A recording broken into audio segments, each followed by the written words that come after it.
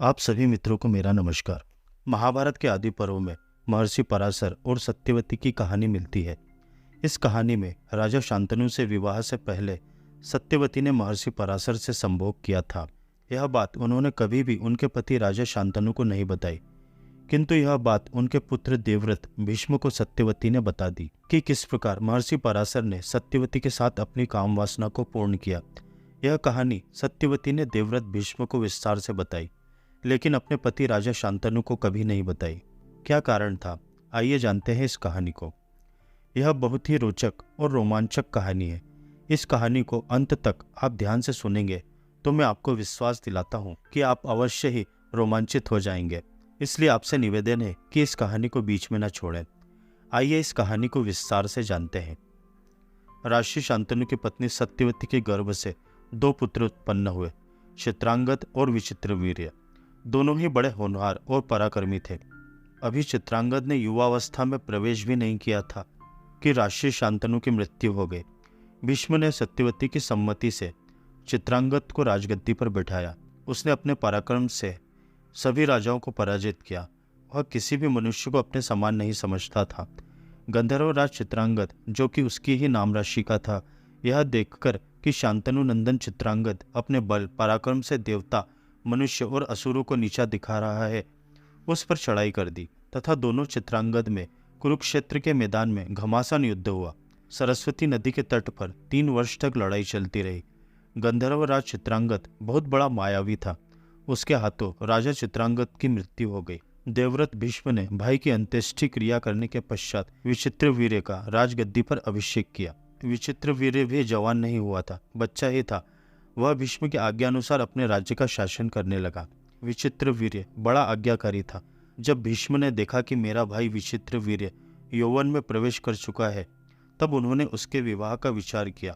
उन्हीं दिनों उन्हें यह समाचार मिला कि काशी नरेश की 3 कन्याओं का स्वयंवर हो रहा है। उन्होंने माता की सम्मति लेकर अकेले ही रथ पर सवार कर काशी की यात्रा की। स्वयंवर के समय जब राजाओं का परिचय दिया जाने लगा, तब शांतनु नंदन भीष्म को अकेला और बूढ़ा समझकर सुंदरी कन्याएं घबराकर आगे बढ़ गईं। वहां बैठे हुए राजा लोग भी आपस में हंसी करते हुए कहने लगे कि भीष्म ने तो ब्रह्मचर्य की प्रतिज्ञा ली थी, अब बाल सफेद होने पर और झुर्रियां पड़ने पर यह बूढ़ा लज्जा छोड़कर यहाँ क्यों आया है। यह सब देख सुनकर भीष्म को रोष आ गया। उन्होंने अपने भाई के लिए बलपूर्वक हरकर कन्याओं को अपने रथ पर बैठाया और कहा, किंतु राजाओं, मैं तुम लोगों के सामने कन्याओं का बलपूर्वक हरण कर रहा हूँ। तुम लोग अपनी पूरी शक्ति लगाकर मुझे जीत लो या हारकर भाग जाओ। मैं तुम लोगों के सामने युद्ध के लिए डटकर खड़ा हूँ। इस प्रकार समस्त राजाओं और काशी नरेश को ललकार कर वे कन्याओं को लेकर चल पड़े। भीष्म की इस बात से चिढ़कर सभी राजा ताल ठोकते और होठ चबाते हुए उन पर टूट पड़े। बड़ा रोमांचकारी युद्ध हुआ। सबने भीष्म पर एक साथ 10,000 बाण चलाए, परंतु उन्होंने अकेले ही सभी बाणों को काट डाला। उन्होंने बाणों की बौछार से भीष्म को रोकना चाहा, परंतु भीष्म के सामने किसी की न चली। वह भयंकर युद्ध देवासुर संग्राम जैसा था। भीष्म ने उस युद्ध स्थली में सहस्त्रों धनुष, बाण, ध्वजा, कवच और सिर काट डाले। भीष्म की अलौकिक शक्ति देखकर शत्रु पक्ष होने पर भी सब उनकी प्रशंसा करने लगे। भीष्म विजयी होकर कन्याओं के साथ हस्तिनापुर लौट आए।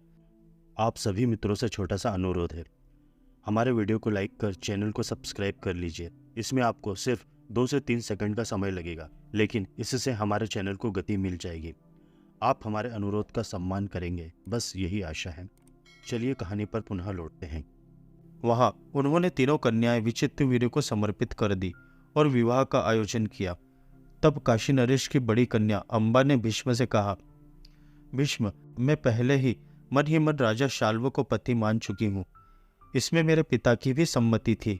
मैं स्वयंवर में उन्हें ही चुनती। आप तो बड़े धर्मज्ञ हैं, मेरी यह बात जानकर आप धर्मानुसार आचरण करें। भीष्म ने ब्राह्मणों के साथ विचार करके अंबा को उसके इच्छा अनुसार जाने की अनुमति दे दी और शेष 2 कन्याएं अंबिका और अंबालिका को विचित्रवीर्य के साथ ब्याह दिया। विवाह के बाद विचित्रवीर्य यौवन के उन्माद में उन्मत्त होकर कामासक्त हो गया। उसकी दोनों पत्नियां भी प्रेम से सेवा करने लगी। 7 वर्ष तक विषय सेवन करते रहने के कारण भरी जवानी में विचित्रवीर्य को क्षय रोग हो गया और बहुत चिकित्सा करने पर भी वह चल बसा। इससे धर्मात्मा भीष्म के मन में बड़ी ठेस लगी, परंतु उन्होंने धीरज धरकर ब्राह्मणों की सलाह से विचित्रवीर्य की उत्तर क्रिया संपन्न की। कुछ दिनों के बाद वंश रक्षा के विचार से सत्यवती ने भीष्म को बुलाकर कहा, बेटा भीष्म, अब धर्मपरायण पिता के पिंडदान, सुयश और वंश रक्षा का भार तुम पर ही है। मैं तुम पर पूरा विश्वास करके एक काम में नियुक्त करती हूँ। देखो, तुम्हारा भाई विचित्रवीर्य इस लोक में कोई संतान छोड़े बिना ही परलोकवासी हो गया। तुम काशी नरेश की पुत्र कामिनी कन्याओं के द्वारा संतान उत्पन्न करके वंश की रक्षा करो। मेरी आज्ञा मानकर तुम्हें यह कार्य करना चाहिए। तुम स्वयं राज सिंहासन पर बैठो और प्रजा का पालन करो। केवल माता सत्यवती ने ही नहीं, सभी सगे संबंधियों ने ऐसी ही प्रेरणा की। उस समय देवव्रत भीष्म ने कहा, माता, आपकी बात ठीक है, परंतु आप जानती हैं कि मैंने आपके विवाह के समय से क्या प्रतिज्ञा कर रखी है। मैं पुनः प्रतिज्ञा करता हूँ कि मैं त्रिलोकी का राज्य, ब्रह्मा का पद और इन दोनों से अधिक मोक्ष का भी परित्याग कर दूंगा, परंतु सत्य नहीं छोड़ूंगा। भूमि गंध छोड़ दे, जल अपना स्वाद छोड़ दे, तेज रूप छोड़ दे, वायु स्पर्श छोड़ दे, सूर्य प्रकाश छोड़ दे, अग्नि उष्णता छोड़ दे, आकाश शब्द छोड़ दे, चंद्रमा शीतलता छोड़ दे और इंद्र भी अपना बल विक्रम त्याग दे। स्वयं धर्मराज भले ही अपना धर्म छोड़ दे, परंतु मैं अपनी सत्य प्रतिज्ञा छोड़ने का संकल्प भी नहीं कर सकता। पुत्र की कामना से दीन वचन बोलने वाली और मुख से धर्म रहित बात कहने वाली सत्यवती से भीष्म ने फिर यह बात कही, राजमाता, धर्म की ओर दृष्टि डालो, हम सबका नाश न करो। क्षत्रियों का सत्य से विचलित होना किसी भी धर्म में अच्छा नहीं माना गया है। भीष्म कहते हैं, माता, भरतवंश की संतान परंपरा को आगे बढ़ाने और सुरक्षित रखने के लिए जो नियत उपाय है उसे मैं बता रहा हूँ, सुनो।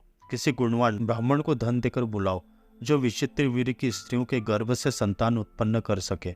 तब सत्यवती कुछ हंसती और साथ ही लजाती हुई भीष्म से इस प्रकार बोली। बोलते समय उनकी वाणी संकोच से कुछ अस्पष्ट सी हो रही थी। उसने कहा, भीष्म, तुम जैसा कहते हो वही ठीक है।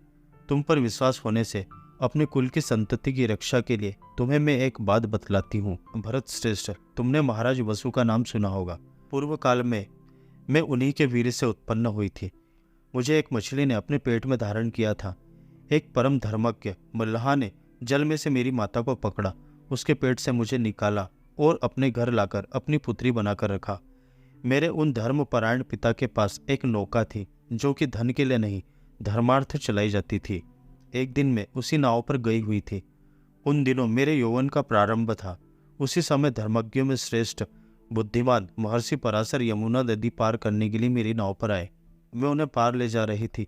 तब तक वे मुनि श्रेष्ठ काम पीड़ित हो मेरे पास आ मुझे समझाते हुए मधुर वाणी में बोले और उन्होंने मुझे अपने जन्म और कुल का परिचय दिया।